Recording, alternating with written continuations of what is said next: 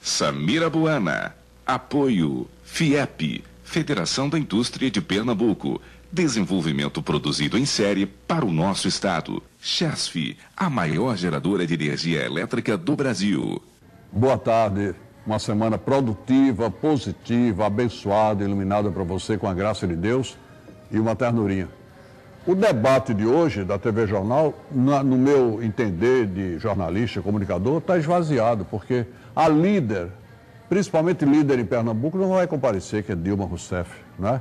Alegando compromissos marcados antes, etc. É tal história, todos para bater em Dilma. Para que ela vem dar aqui a cara dela para o tapa, né? Porque se ela não participar, não perde nada. Se participar, corre o risco de perder, né? Está liderando em Pernambuco disparada e não vai participar do debate. Eu até gostaria de saber se ela reafirma o que eu vi outro dia. De passagem, rapidamente, ela estava em Minas e ela disse que vai cuidar de baixar a carga tributária do país. Será que é possível? Eu estou recebendo hoje aqui a tributarista, essa grande especialista em tributação, a doutora Marielbe Queiroz. Boa tarde, doutora Marielbe. Boa tarde, Samir. É um prazer enorme estar aqui com você novamente. Ela baixaria a carga tributária? Qual é a sua avaliação? Olha, Samir, eu penso o seguinte, nem ela, nem nenhum presidenciável pode prometer que vai baixar a carga tributária. Por quê? Porque a gente precisa arrecadar muito, porque gasta muito. Então, enquanto gasta muito e cada vez está se gastando mais, pode até alguém propor que vai reduzir carga tributária. Mas, na realidade, isso não pode acontecer. É uma proposta demagógica de campanha. É de todo mundo, né? Não é só de Dilma, porque o Serra, Marina, Imael, esses outros, Plínio, etc. Eles dizem. Por quê? Porque é um mote interessante para a população dizer, vamos baixar a carga tributária. Mas, enquanto a gente não reduzir o custo tributário, o custo do Estado, não baixa a carga tributária. O governo é voraz, ele precisa de mais dinheiro, porque o custo do governo é muito alto, né? Exatamente. E o que é pior é que, além da carga tributária ser alta, nós temos um gasto ineficiente, ou seja, baixa qualidade. O governo gasta mal. Gasta muito e gasta mal. Gasta muito e gasta mal. Ou seja, a gente paga impostos, tributos, em todos os produtos, e aí a população pensa que não está pagando tanto, mas paga no pão, no arroz, no leite, no arroz, no feijão. Deixa eu me estender um pouquinho. Ele perguntou o seguinte, uma caixa de fósforo que a gente compra, paga imposto, né? Paga imposto na faixa de 30%, de 40%. Feijão, arroz. Feijão, 18%. O remédio tem uma taxa alta. O carro, a gente compra um carro, paga... Energia, telefone, combustíveis, Quanto é que a gente paga de imposto num carro? Parece que é quase a metade do preço do carro, né? Quase. 45%. Energia, 45%. Quer dizer, você compra um carro tipo popular, que não tem mais carro popular, esse carro da Fiat, por exemplo, que lançaram agora, que substitui o outro, o pequenininho, custa 30 e tantos mil reais. Você paga 15 mil só de imposto do carro, né? Exatamente. E aí, veja só, comparando com outros países, a nossa carga não seria tão alta. Nós temos, numa escala assim no mundo, a gente tem, mais ou menos, fica no 19º lugar. Ou seja, uma carga tributária de primeiro mundo. Mas o nosso imposto de renda é alto. É muito alto, mas veja, 27,5%, você tem países que tem 60%, 55%. O problema é que lá eles têm um retorno social. Quer dizer, o dinheiro rende na mão do governo. Rende, é bem aplicado e a população tem o retorno. Então, esse é o maior complicador. É a falta de retorno que a população tem em saúde, educação, transporte, segurança. Ô, doutora Marielbe, então, candidato a presidente, a candidata e o candidato Serra e Dilma, se anunciarem diminuição da carga tributária, é falácia eleitoral, né? Com certeza eles não vão conseguir. Por quê? Porque o Estado gasta muito, gasta mal, vai precisar sempre de mais recursos. Precisando de mais recursos, precisa de quê? Arrecadar mais. E aí vão arrecadar tudo. E é interessante, Samir, que eu estive fazendo um estudo recente, a questão do Bolsa Família. Você sabe que quem recebe Bolsa Família, ela arca com uma parte da Bolsa Família que ela recebe. Por quê? Porque a Bolsa Família, ela é composta de quê? quê? Parte das contribuições sociais do PIS e do COFINS é que vai uma parte destinar para financiar o Bolsa Família. Aí o imposto já foi recolhido lá. Aí, veja, a pessoa, quando compra os produtos, ela paga PIS e COFINS. Então, uma parte do que ela paga, do que ela compra com Bolsa Família, ele vai para quê? Para cobrir o Bolsa Família. Então, parte do Bolsa Família é financiado pelo próprio Bolsa Família. Então, isso é grave. Por quê? Porque tem um outro estudo, que inclusive do próprio site da Receita Federal, portanto, são dados oficiais, que metade, quem ganha até 2 salários mínimos, paga o dobro do imposto do que quem ganha acima de 30 salários mínimos. Ou seja, o mais pobre é que está sendo penalizado. Por quê? Porque nós temos uma tributação indireta muito grande sobre o consumo, sobre os produtos, sobre o pão, sobre o leite, sobre o arroz, sobre o feijão. Até o remédio paga um imposto alto ainda. Até o remédio paga imposto alto. Agora, tem mais um detalhe que a gente não precisa esconder, até porque todo mundo sabe, todo mundo comenta. Tudo do governo tem muita gente para comer. Você vai assaltar uma rua, não sei quantas pessoas comem. Não é só o empreiteiro já sabe que tem que saltar para cá, para aquele outro. Né? Você constrói um muro na sua casa, gasta X. Aquele mesmo muro, se for para o governo, municipal, estadual, federal, é 4X. Tudo para o governo é mais caro. E como o governo paga sempre com atraso, as pessoas já botam o preço lá em cima para compensar, né, doutora? Esse você tocou em outro ponto importante. Veja, quando se faz uma licitação, normalmente é uma majoração de preços para o governo. Inclusive, teve até no Paraná um grupo de pessoas, os cidadãos, né, que eu acho que há pouca participação do cidadão nessas questões, eles lá organizaram um observatório, exatamente para controlar. Então, eles chegaram a um estudo que uma caneta que eles iam na loja custava R$1. E aquela mesma caneta, quando ela entrava na licitação para o governo, custava R$8. Então, veja, quanta população... Tudo para o governo é mais caro, porque muita gente tem que comer. Não, e também o governo atrasa nesse pagamento, há todo um custo. E a complexidade, que é outro problema sério no Brasil. É muita burocracia, controles, licenças, alvarás. Muito carimbo, e muito isso tudinho vai levando o quê? Vai acrescendo o custo do produto que vai ser adquirido pelo governo. E esse produto que vai ser adquirido é exatamente com o dinheiro dos nossos tributos. É isso que a população precisa se conscientizar. Teve uma época na prefeitura de Jabotão que até para comprar papel, aqueles pacotes de papel 4x4, o cara que comprava tinha que ter comissão. O fornecedor sabia que tinha uma comissão para ele. Então, se um pacote daquele você compra por 10, 11 reais nas lojas, supermercados, papelarias, para a prefeitura saía por 16. É impressionante. Todo mundo tem que comer um pedacinho. E ninguém tem coragem de abordar isso. Por isso que tudo para o governo é muito caro. E é por isso que o governo tem que ter cada vez mais arrecadação para dar conta da despesa que é enorme, né, doutora? E o dinheiro dos tributos é para pagar isso. Então, quando a população vê alguma questão de escândalo, etc., ela tem que estar consciente que ela, quem está pagando disso, está saindo dinheiro do bolso dela para cobrir isso. Mas uma das coisas que eu acho mais perversa no Brasil é essa questão da burocracia. Ela encarece demais a empresa, tá?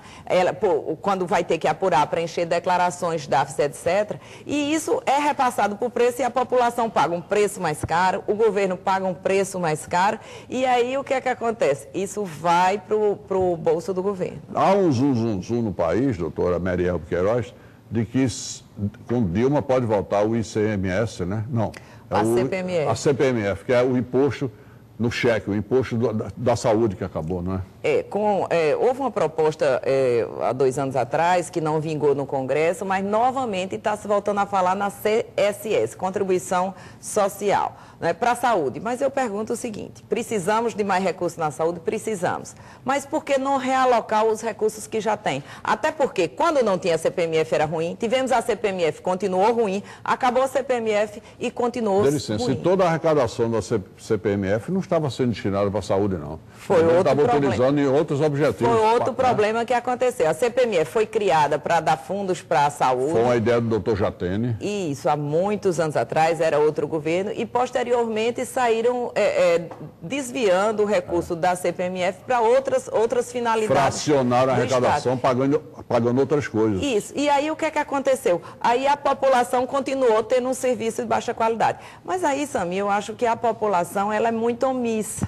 eu acho que deveria se impor mais, ela participar mais, não só na hora do voto, mas através de associações, cobrando os deputados, que todo mundo agora vem em eleição, deputado federal, estadual, governador, a pessoa vota e aí para frente esquece. Tem gente que não se lembra de quem votou na outra eleição, como é que o povo diz, pode cobrar nada dos políticos? Isso é ruim, aí os políticos se sentem livres para agir como querem. Então teria que dar o voto e depois lá cobrar na Assembleia Legislativa, na Câmara dos Vereadores, porque se a gente não cobrar, cada vez mais vamos receber menos e nós quem estamos pagando a conta. Você vê a representatividade equivocada dessa democracia que a gente está exercendo aqui.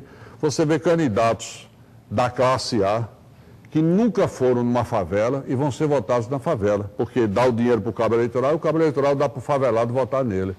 Então, ele vai representar esse pessoal? De jeito nenhum. E esse pessoal tem um representante lá? Não vai ter. É a compra do voto. O cara se elege, não tem nenhum compromisso com aquela comunidade. Ele nunca foi nem lá, não sabe nem como é que o pessoal mora ali. Mas você passa em comunidades paupérrimas, tem muro e retrato de candidatos que deveriam ser os representantes de uma certa elite da sociedade. Mas vai ser votado na favela. Isso é uma desorganização democrática de representatividade que não tem nada a ver de representatividade, né, doutora? Você vê, inclusive, alguns candidatos que não têm proposta nenhuma. Ninguém não ouve qual é a proposta do candidato para depois, inclusive, cobrar essa proposta. Daí você vai para aqueles programas eleitorais. Eu nem assisto mais, acho aquilo um horror, porque você vê um nome, alguém fala e acabou. Agora você vê estados como São Paulo, elegendo pessoas, com todo respeito a Tiririca. O Ibope disse que ele vai ter, em média, previsão, 1 milhão de votos. Como é que se dá 1 milhão de votos para o Tiririca? Com todo respeito à pessoa humana dele, do artista. Pois mas o que é que ele se propõe? E pelas experiências que a gente já viu nas outras eleições, essas figuras assim que são eleitas como um protesto ou porque a população gosta, etc. Mas qual o comprometimento? Hoje você vê jogador de futebol, você vê cantor. O que é que essas pessoas têm para falar? Mulher pera, mulher melancia. Eu nem conheço, as figuras. Mas eu me pergunto o seguinte, pode até ser que sejam bons representantes, mas qual o histórico de representação que essas pessoas têm para chegar lá, eles são nossos representantes, vão votar as nossas leis, aí depois a gente vai ter leis ruins, vai ter mais impostos e aí não tem mais quem reclamar, a culpa é nossa. Com previsão de 1 milhão de votos, Tiririca está dizendo no Guia Eleitoral de São Paulo, vote no Tiririca que pior não fica. Pronto, vai ter 1 milhão de votos. Tem muito homem sério, decente, que quer contribuir para esse país, quer mudar esse país, candidato e não se elege. Então, tem muita coisa errada, não tem, doutora? Tem, e a gente é quem cabe se posicionar. E seu papel é super importante, Samir, aqui no seu programa, em esclarecer principalmente a população, que a população fica muito alheia, não tem acesso a jornal. E a televisão tem um papel importante e você desempenha muito bem essa coisa de estar mostrando para as pessoas a importância. Eu acho que agora é um momento fundamental, essa questão do voto, de conhecer as propostas e não acreditar em imagens. E isso eu me refiro a todos os partidos. Tá certo? Eu já falo do 10º Congresso Internacional de Direito Tributário de Pernambuco. Vai acontecer de 6 a 8 aqui no Recife, no Mar Hotel, e a doutora Mary Elbe vai falar dos convidados, das palestras, dos temas daqui a pouquinho. Vou apresentar para vocês o meu amigo, advogado de família, doutor João Bosco. Boa tarde. Boa tarde, Samir. Boa tarde, doutor. Posso lhe fazer uma pergunta? Pode. Se o senhor votasse em São Paulo, votaria no Tiririca? Veja bem, eu acho que São Paulo tem tantos candidatos bons e ruins que Tiririca está no meio dos ruins, mas também tem tantos bons safados. O problema, Samir, é que essas pessoas que se passam por bons, por intelectuais, ele tem por trás também o papel dele de interesses próprios, interesse em alguma empresa privada que financiou a campanha dele.